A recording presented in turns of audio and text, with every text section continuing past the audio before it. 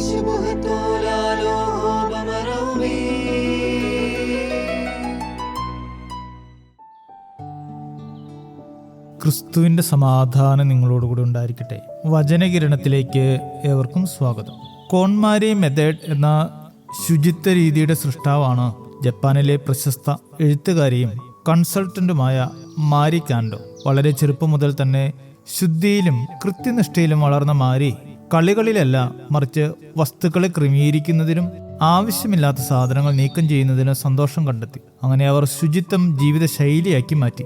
എപ്പോഴും സന്തോഷവതിയായി കാണപ്പെട്ട അവരോട് സുഹൃത്തുക്കൾ ഇതിന്റെ കാരണം അന്വേഷിച്ചപ്പോൾ അവർ പറഞ്ഞ മറുപടി വളരെ ആഴത്തിലുള്ളതായിരുന്നു. അവർ പറഞ്ഞു, എൻ്റെ ഇടം ഞാൻ വൃത്തിയാക്കുമ്പോൾ എൻ്റെ തീരുമാനങ്ങൾ എളുപ്പമാകും, എൻ്റെ സമ്മർദ്ദം അകന്നുപോകും.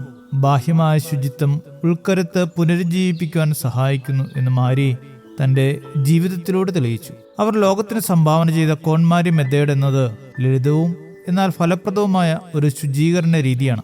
ഈ രീതിയുടെ അടിസ്ഥാന ലക്ഷ്യം ജീവിതത്തിൽ നിന്ന് അലങ്കോലങ്ങളൊക്കെ നീക്കം ചെയ്യുക എന്നതാണ്. ജീവിതത്തിൽ സന്തോഷം നൽകുന്നവ മാത്രം തിരഞ്ഞെടുക്കുക.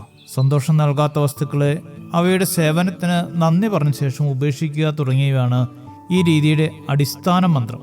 വീടും പരിസരവും വൃത്തിയായും ശുചിയായും സൂക്ഷിക്കുന്നതിൽ മാത്രമല്ല, മനസ്സിന്റെ ശുചിത്വവും നമുക്ക് അത്യന്താപേക്ഷിതമാണ്. നാം ശാരീരികമായും മാനസികമായും ശുചിയായി ജീവിക്കുമ്പോൾ നമുക്ക് വ്യക്തമായി ചിന്തിക്കാൻ കഴിയും. അത് നമ്മെ വിശുദ്ധിയിലേക്ക് നയിക്കും. മനസ്സിനെ വൃത്തിയായി സൂക്ഷിക്കുന്നത് ഒരു ശീലമല്ല, മറിച്ച് അത് നമ്മെ ശാന്തതയിലേക്കും വ്യക്തതയിലേക്കും നയിക്കുന്ന ഒരു ആത്മീയ വഴികാട്ടിയാണ്.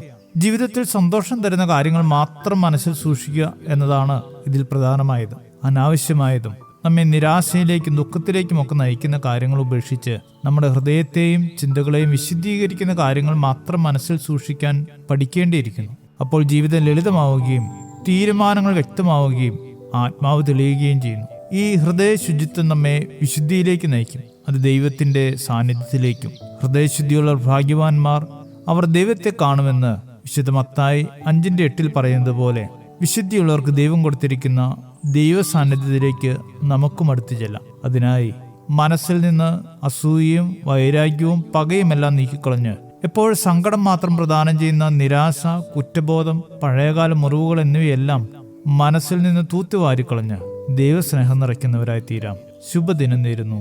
ദൈവം അനുഗ്രഹിക്കട്ടെ.